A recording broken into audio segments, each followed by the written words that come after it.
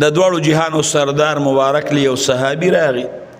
یو دو صحابو نوی مسلمانان شیو نو چې یو سړی به نوی مسلمان شو د اسلام د احکامو نه به نو خبر رسول الله مبارک به له خیال زیات سات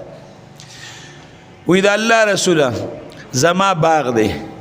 او زما په دې باغ کې ستا د بل ملګری دی او د هغه پکې لس بوټي دي زما په باغ کې راځي نو که هغه لس بوټي په ما را خرڅ کړل نو زما د باغ قطارونه به دا روغ شي اوس هم چې څوک مدینې منورې ته تلي هغوی د باغونو نه را دیوالونه تو کړي دیوال ته تووي اکثرو باغونو نه نو ما ته به دیوال تاولم آسان شي نو تاسو دا صحابي راوغواړئ ورته ووایه چې په مې را خرڅ کړي په مې نه را خرڅئ د دواړو جهانو سردار مبارک هغه بوډا صحابي را هغه صحابي و خو بوډا و او چې انسان بوډا شي که نه او مازغې کمزوري شي خو بیا تاسو ته پته راغله خو خپل ذهن چې څه وایي هغه کوي یو بوډا سړی و نو ډاکټر له لاړم یاره ډاکټر صاحب اوس راته سم څه ښکاري نه او نظر مې ډېر زیات کمزور شوی دی چې دا ولې هغه ورته وایي بوډا پاخې بس دا د بوډاتوب وجه ده نو داری ورته ونه لیکل ډاکټر صاحب غوږونه مې هم پوره کار نه کوي په غوږونو هم دروند شوی یم که څه دوی دي ولیکله او ورته وایي دا هم بوډا پاخې بوډاتوب دی نو یاره ډاکټر صاحب خپې مې هم خدای کو کار نه کوي د تلو نه یم پې هم کمزورې دی او ورته وایي بس بوډاتوب دی نو ډاکټر صاحب پخوا به مې یو ډوډۍ خوړه اوس څلورمه حصه هم نشم خوړی او وایي معده هم کمزورې شوې ده بس بوډاتوب دی نو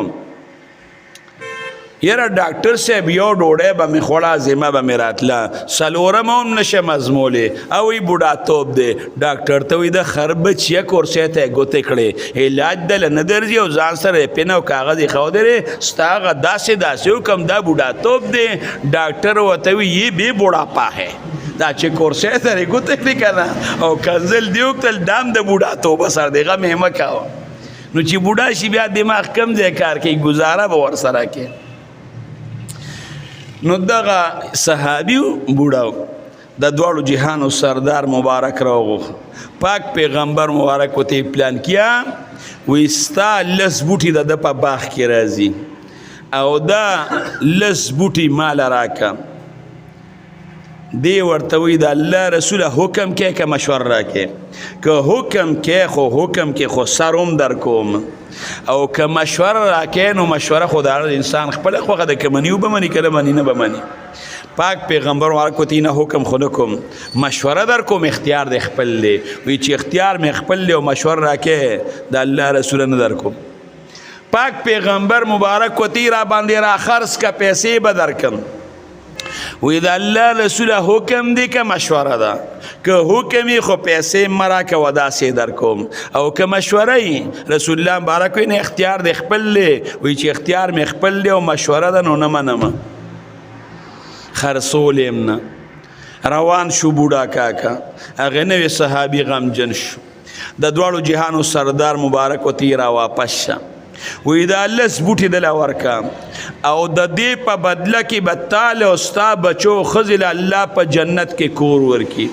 الله بدله جنت درکي په جنت کې به الله باغ درکي امام الانبیا ورته ضامن او ذمهوار د هغې کور او د هغې باغ هم زه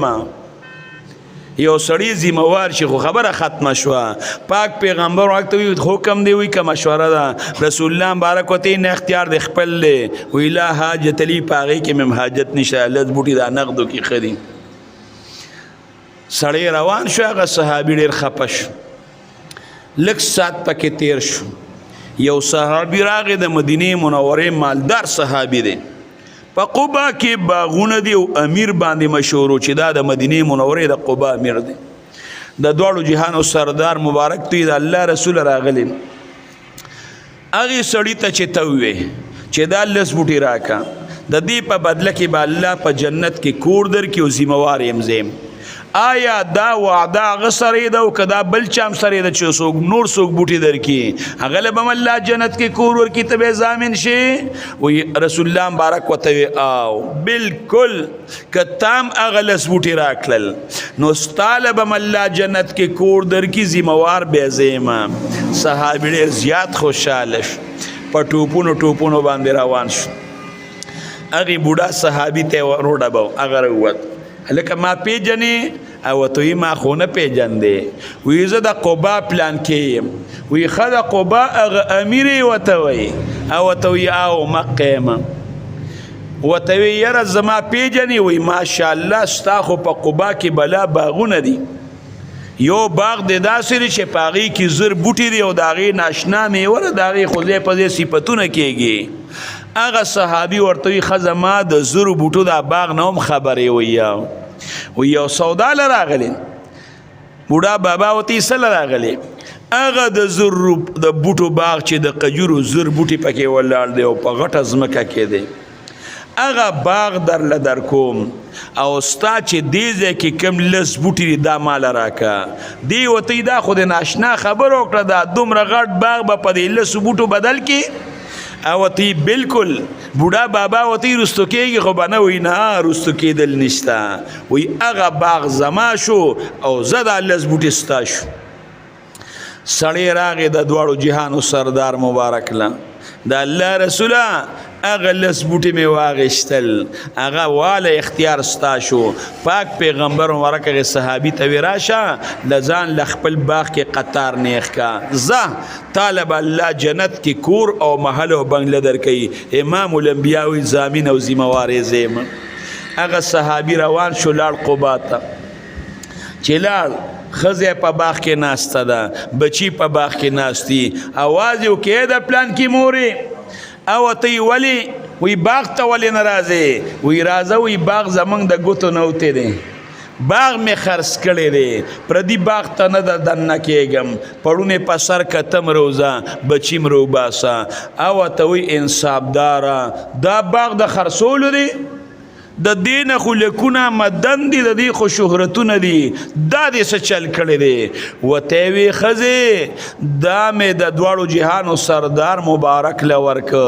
او عجیبه تجارت مې کړی دی د دې په بدله کې به جنت کې کور الله راکوي او ذمهوار یې امام الانبیا دی ښځې وی واه واه سړیه قسم په الله که په ژوند کې داسې د ګټې سودا کړي لکه دا نن چې دا ګټې کومه سودا کړې ده دا باغ به پکې سي کور خو د جنت وایا ډېره د ګټې سودا دې کړې ده ښځې پړونې را په سر که او بچي هم د باغ نه راووتل باس باغه ته زموږ نه پکار موږ له د الله د جنت هغه کور راکړي او ذمهوار انشاءالله امام الانبیا دی رسول الله مبارک په خولې باندې الله هر څه کوي صحابو کې سها و سهام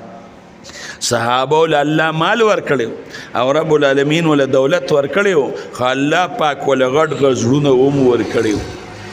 که قسم درته خرم خانس بنشم مال او دولت چې زیاته دا به زیاته په صحابه باندې